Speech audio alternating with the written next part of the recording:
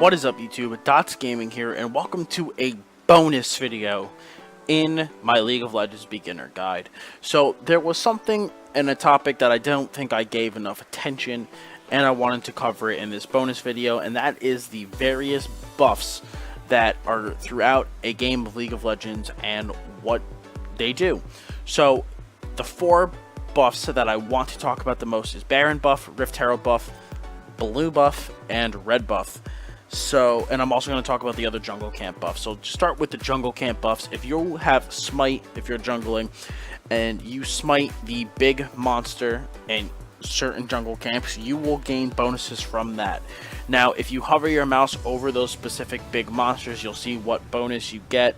Just to quickly go through them, the Krugs, if you smite the big Krug, your 5th auto attack will stun a jungle camp. If you smite Red buff, the Bramble Branch, whatever the hell, you get healed and you get health back. If you smite the Blue Sentinel, you will gain mana.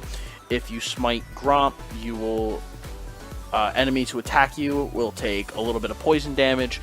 If you smite the Big Wolf, you will have a moving ward thing that goes throughout your jungle, and if an enemy walks into your jungle, that ward thing will move towards them, so you will be able to see them. And then if you smite the big raptor at the raptor camp, you will gain basically vision to see. You basically kind of get pink, like you have a pink ward, like you're a pink ward. So if you walk near certain like a ward or something, you will be able to see it and you will be able to kill it.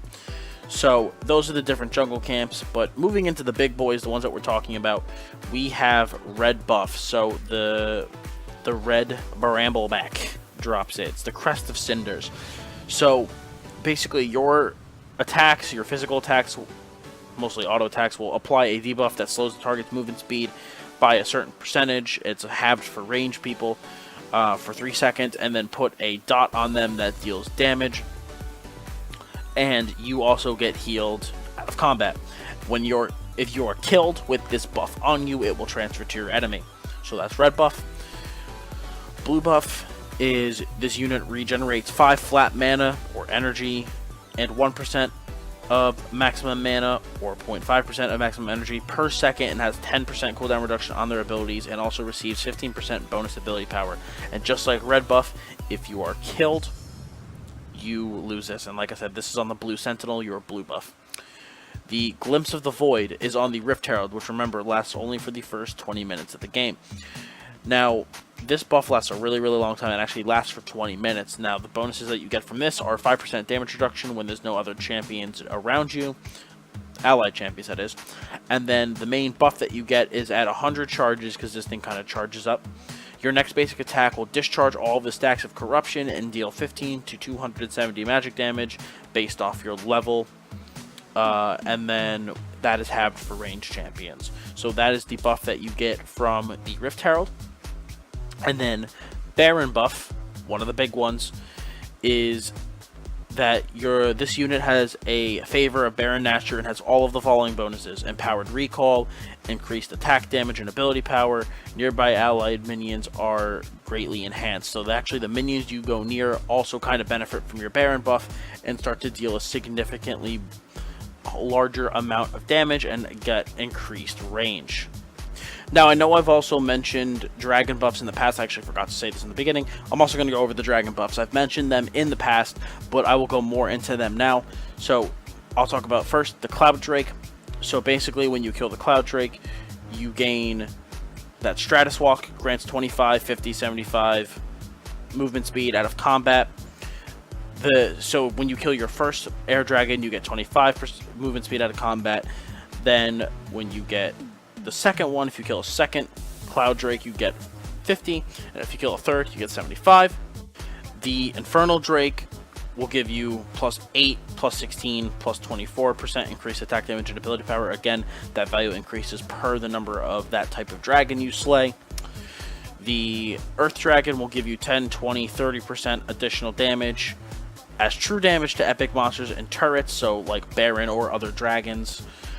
Ocean Drake will restore 4, 8, 12% of missing health and mana over 5 seconds every 8 seconds while out of combat, based on the number of dragons that you have, like I said. And now Elder Dragon. So all of the dragon buffs that you have before you kill Elder Dragon get enhanced by 50%. And then you also gain the aspect of the dragon buff that based on the number of dragons you've killed, you will deal true damage on all your spells and basic attacks over 3 seconds. So basically it's like a burn to your enemies. Now the thing with Elder Dragon is Elder Dragon has a lot of HP, a lot of health, and in my opinion is only worth getting if you have a lot of dragons. If you don't have a lot of dragons, it's not worth getting. I'm not saying don't just let the enemy team get it, but it's not worth wasting your time doing, and instead you should be focusing on just stopping the enemy team from getting it. So that's it, guys, for buffs. That's the bonus video. I really hope you enjoyed the series, guys. It's all over. So please check out the whole playlist if there's anything that you've missed. Okay, thank you for watching. Thank you for staying tuned. I appreciate your support on this series, and I hope that this bonus video cleared up some stuff about buffs. So thanks for watching, guys. I'm Dottz Gaming. Have a wonderful day.